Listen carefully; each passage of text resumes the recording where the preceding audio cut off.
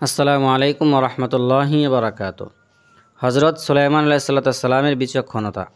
নবীজি সাল্লাল্লাহু আলাইহি সাল্লাম বলেন, দুজন মহিলা ছিল, একজনের বয়স একটু কম ছিল আর একজনের বয়স একটু বেশি ছিল। উভয়ের দুটি সন্তানও ছিল।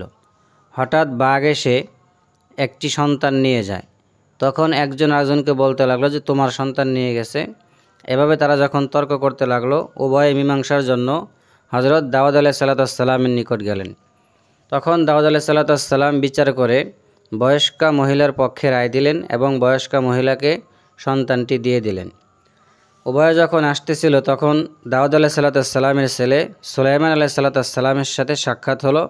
তখন তিনি ব্যাপারটি জানার পরে তখন বললেন যে আমার নিকট একটি ছুরি নিয়ে আসো, আমি 2 টুকরা করে উভয়কে ভাগ করে দিয়ে দিই।